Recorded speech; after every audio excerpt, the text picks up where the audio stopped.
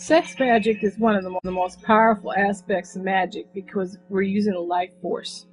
Women are very, very strong with their sex magic when we're having our periods, because the menstrual period, because of the copper element in the body, is higher. And this also affects the astral, and our chi is circulated more and is amplified at that time. But sex magic is directing the orgasm and building up to the orgasm. And the more power you have in your soul, you're going to feel the tingling and that, and raising the energy. Because the sex act and the orgasm is used to create another human life, and it's second to the life force, and it's tied into the life force and intensity. And there's no power stronger than life force. Any of you have ever felt the death grip or gotten close to death? I mean, people have had all kinds of experiences. And using this energy, we tap into this energy, and it's done masturbating,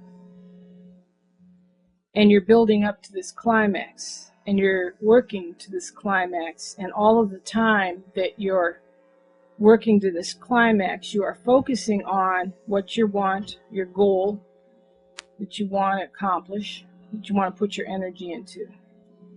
And at the time of the climax, you visualize the orgasm and the energy of the orgasm, whatever form that you want to.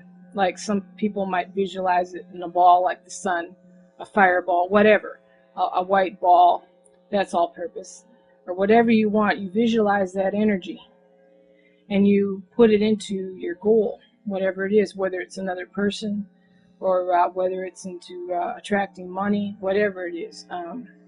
Whether if you want to connect souls with somebody, of course that gets pretty deep, and you connect souls with somebody, you watch that you're connecting with the right person, because you're going to be connected permanently unless you know how to undo that. And it's a lot harder to undo than it is to connect. If you want to influence somebody, there's different aspects of the soul. You've got the aura, okay, and that's like the outline. And then you've got the ethereal aspect of the soul, like if you see someone, their ghost after they've been deceased, or someone astral projecting, that's the ethereal aspect. The Ka, the Ba, and the Ak, different aspects of the soul, the Egyptian.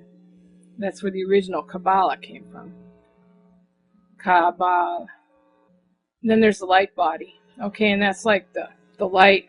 And Lucifage Rofakel, he even commented that he would want to return to the light different demons that had lost the spiritual war, that were attacked and had parts of their soul taken from them.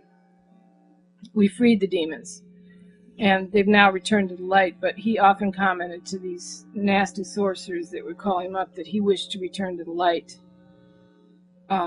in thousands of years or whatever. And they have returned to the light.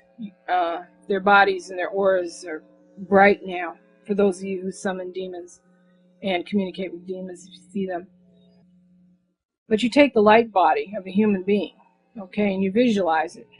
Okay, say that you want a love spell or something, you want to influence somebody, and you pull that body out, okay, and you visualize their body, especially as it should be done when they're sleeping. Pull out their light body, and you direct the energy of the orgasm into that light body, and you tell that person what you want them to do. You try, and you don't say will. You never use will, because will is energy doesn't understand will or can or whatever. It understands the present tense command, because will is like a nebulous term. When, will, when, or never comes. You are doing this. You are. You have. You know, you feel love for me. I'm irresistible to you. All this stuff, sexually irresistible. That's how you would work sex magic, which is the most powerful. It's also known as water magic. It's ruled by the element of water, for working like in a love spell. You can also use it for different things, money, whatever. Basically, sex magic is for growth type of things, because it's ruled by the water element, and the water element is like a growth element, like the earth. It's not a destructive element. It can be used for dissolution as well, but you have to know what you're doing. Dissolving, it can dissolve things. It can destroy, you know. but you have to know what you're doing. But the sex magic, basically, you need to put all your desire in building up to that climax.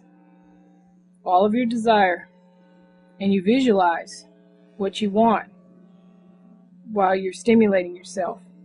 And then you release that energy in the form of an orgasm. And that's what sex magic is all about. And you should also pay attention to your planets and try to have the moon in the correct signs, because the moon co-rules the sex chakra as it's connected with the third eye. And each chakra has a counterpart, like you got the base and the crown, and you've got the sex chakra, the orange one, the second chakra, also known as the sacral chakra, and the sixth chakra, ruled by the moon. And you've got your throat chakra and your solar chakra that are also connected, and the heart is like at the center. So the moon should be in a proper sign for your working, which is not hard to find. You just get a hold of an ephemeris, or even online you find out where the moon is at, where your planets are at, and you use this power for yourself. And another thing too is it's not just a one-shot deal. I've learned about magic over the years on my own. A lot of it you have to keep doing it, over and over again, unless you program it to program or to feed off of an external energy somewhere else, to where energy is supplied to keep it going. And you still have to keep it going on your own, make sure you maintain it, so to speak, so you don't lose your goal. But basically that's what sex magic is, and it's very powerful. And you don't need an altar or anything like that. You can just do it in your own bed or do it anywhere, and just focus. And it's the intensity that counts. The intensity, the desire, and directing the energy of the orgasm. Hail Satan.